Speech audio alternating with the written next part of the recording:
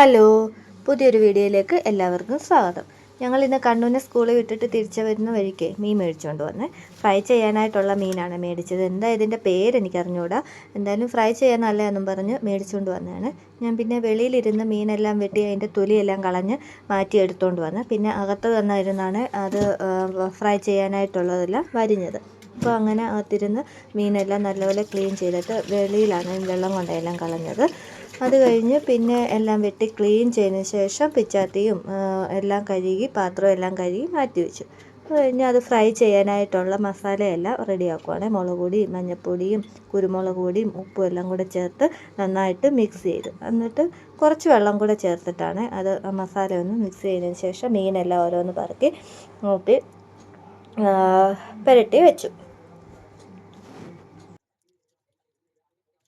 പിന്നെ അതിന് ശേഷം കുറച്ച് ഇഞ്ചിയും വെളുത്തുള്ളിയും കറിവേപ്പിലയും എല്ലാം കൂടെ ചതച്ചിട്ട് ഞാൻ ചേർത്ത് കൊടുത്ത്. അതെല്ലാം കൂടെ ഒരുമിച്ച് ചേർത്ത് കൊടുത്താലേ മുളകൊന്നും ആ മീനെ പിടിക്കത്തില്ലേ. അപ്പോൾ അത് കഴിഞ്ഞ് അതെല്ലാം ഒന്ന് പിടിച്ച് കഴിഞ്ഞതിന് ശേഷമാണ് ഞാൻ അതെല്ലാം കൂടെ ചതച്ച് ചേർത്ത് അങ്ങോട്ട് അടച്ച് മാറ്റി വെച്ചു. അത് കഴിഞ്ഞൊരു മോരുകറിയും കൂടെ വെക്കാമെന്ന് വിചാരിച്ച് അതിൻ്റെ തൈര് ഞാനെല്ലാം മിക്സിയിൽ അടിച്ച് വെച്ചിട്ടുണ്ട്.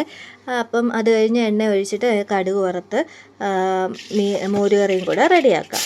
അപ്പോൾ ആദ്യമേ ഞാൻ കടുക് വറുത്തിട്ട് പിന്നെ വെളുത്തുള്ളി ഇഞ്ചിയും കറിവേപ്പിലയും എല്ലാം കൂടെ ഒന്ന് വഴറ്റിയെടുത്ത് അത് കഴിഞ്ഞ് കുറച്ച് മഞ്ഞൾപ്പൊടിയും കൂടെ ചേർത്തിട്ട് ഇളക്കിയതിന് ശേഷം അതിലോട്ട് തൈരും കൂടെ ചേർത്ത് കൊടുത്തു. അത് കഴിഞ്ഞ് കുറച്ച് ജീരകപ്പൊടിയും ഉലുവാപ്പൊടിയും എല്ലാം കൂടെ ചേർത്തിട്ട് കുറച്ച് ഉപ്പും കൂടെ ചേർത്ത് കൊടുത്തിട്ട് അതൊന്ന് ജസ്റ്റ് ചൂടായതിന് ശേഷം ഒരു പാത്രത്തിലേക്ക് മാറ്റി വെച്ചു.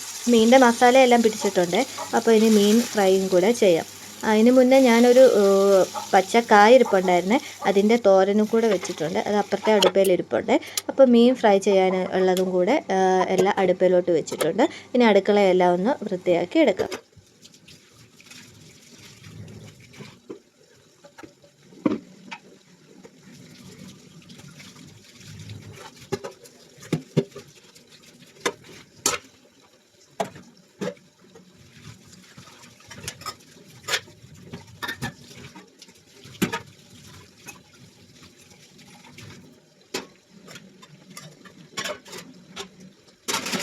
അങ്ങനെ പാത്രമെല്ലാം കഴുകി ക്ലീനാക്കി തുടച്ച് ക്ലീൻ ചെയ്തെടുക്കാം. അപ്പോൾ കൂട്ടാനൊക്കെ അടുപ്പയിലിരിപ്പുണ്ടല്ലോ, അത് അവിടെ ഇരുന്ന് വേകുന്ന സമയം കൊണ്ടേ ഞാൻ കുറച്ച് തുണിയൊക്കെ ഉണ്ട്, അത് കഴുകിയിട്ട് കയറി വരാമെന്ന് വിചാരിച്ചു.